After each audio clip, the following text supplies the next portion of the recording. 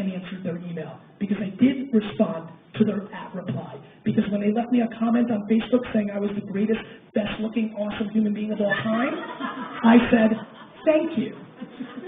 You too, dude. And so I know that I have real relationships, and that's the real game. And the fact of the matter is, you know, everybody's like, oh, this sucks. It's like nobody has relationships anymore. You don't meet in person. Let me promise you something. I have way more relationships than I've ever had before. These platforms scale your caring. They don't hinder it. And brands need to recognize, and business needs to recognize, and you guys need to recognize that the day of the one-way conversation is over. No more selling to us. We want to be talked with, not at. The same principle to why my wine show blew up was because I wasn't talking down to you because I knew something and you didn't. I was talking with you. It's the same principle that every brand has to do now. You can't sell me because you have the new features. You need to talk to me. And when I ask you about that new feature, I want an answer. And that shift has come. It's the reason Zappos sold for $1 billion. In a day and age when Zappos was not the cheapest of this, not the cheapest, in a day and age where we shop by price because we have all the information, they won because they out-cared everybody. Because you could return the shoes for free. Because when you called for customer service, they were trained to actually care about you. That if a dog barked in the background and that person was a dog fan, to talk about that. That's what's happening. See, I'm not romanced by Twitter or Facebook. I could care less. Could care less. I want to communicate. If people still looked at smoke signals and looked in the air for them, I'd be on the roof of this darn thing doing it right now. That's what it's all about, the message. And what I'm really trying to get people to understand is we are so obnoxiously lucky. When I look at this crowd, the fact that you guys have the ability to build a business around the thing you love the most, and it doesn't cost you anything, and if you want to do video, $200 for a flip cam, is obnoxious. I'm devastated for all the entrepreneurs and people that wanted to do this that came before us.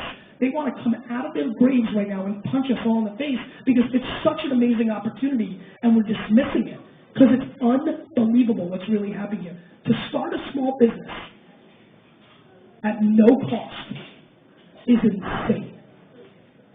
And that's what we're living. Because what's happening is content is taking a wild turn.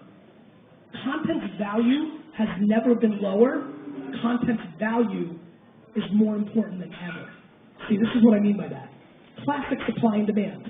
The reason newspapers and magazines and tons of other traditional media are struggling is they have a lot of overhead and they're struggling to monetize because brands and advertisers are not paying anymore because eyeballs have shifted. See, we're all in one business, the eyeballs business. You've got eyeballs, you can monetize. And so now the newspapers don't have as many eyeballs. Advertisers don't want that as much, and they're not willing to pay as much, so they're collapsing. Content has never been less valuable because all of us are in it or have the ability to be in it. There's so much more supply now than demand that you can't monetize for the prices you want. However, at the same time, in my opinion, content is your foray into business. I believe that anybody who sells anything in retail should be the content. Why should you guys be buying Vogue? Or reading Vogue online? Why can't Saks or Nordstrom's or Neiman Marcus be in that business? They can. So what I did, I sold wine retail. I became the content. And that can go on for any coffee company, any retailer. If you're a sneaker, you should be talking about lifestyle and sports and that kind of stuff. So content is the honey to get people in. You've got to create content. Now, I'm very high on content creation. But then people come to me and say, listen, Gary, I get it, but you're so, you have so much energy, you're so ridiculously charismatic, so good looking. I'm not like that. I'm like, I get that. Video is not for everybody. Some people are introverted. I'm an introvert. I don't want to do what you do. Well, guess what? Then write. There's a ton of people that are introverts that write, that are monetizing blogs left and right. You've got to find the platform that's right for you. I have tons of passions. Great news. Registeryourname.com and start ripping on everything. You'll read it out. In hindsight, I wish I did that. I would have loved for GaryVaynerchuk.com and Wine Library TV to be in one place. But I was too established once I recognized what was happening with Wine Library TV to start talking about Twitter and iPhone apps on Wine Library TV. So there are no reason to make excuses. We are living through a time that is so democratic and opportunistic. Media in our world has been one way, more communistic than we thought. Why do you think the communists in all those bad countries want to control the media? It forms our opinions. It forms our opinions on topics. It forms our opinion on brands. And we haven't had as many voices as we thought. Now we do. Lots and lots. And the amount of low-hanging fruit that's going to come down from that is going to be staggering. And see, here's the problem. Everybody wants to be the Oprah. I want to be the Oprah of coffee. I want to be the Oprah of books. I want to be the Oprah of rock climbing. That's all fine and dandy, but what this new platform, the internet, is going to do is allow for a lot of people to be Sally Jesse Raphael and Ricky Lake and Geraldo and Donahue. Tyra Banks makes $30 million a year. She's not Oprah, but I'm not crying for her. And so what people need to understand is there's going to be a lot of winners. When I look at the average American income in the $40,000 range, and I know that if somebody starts a Pinot Grigio blog, not a wine blog, a Pinot Grigio blog that gets 1/10 the traction of what Wine Library TV got, that Terlato Wines in Chicago has 50 G's to own the sponsorship of that to make sure Santa Margarita is in everybody's faces. That's what I know. That's where things are going. And the opportunity is massive.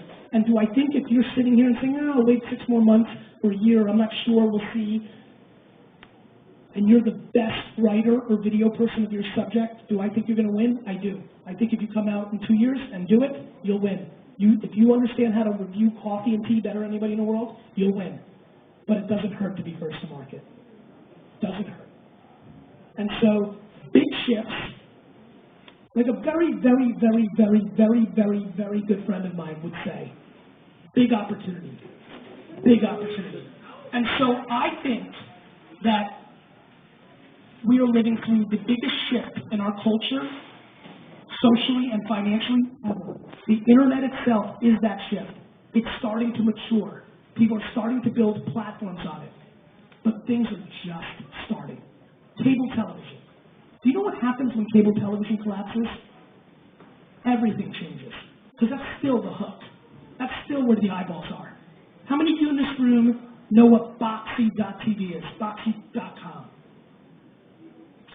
So I don't know if Boxy wins, right? I don't know if Boxy is Facebook. I don't know if Boxy is Friendster. But what I know is the concept wins. I know that every one of you is going to walk into your home and within 5 years, take your handheld device, which will be your phone at some level. You're going to search whatever you care about. Jumping jacks, coffee, gardening. For me, it's going to be the New York Jets.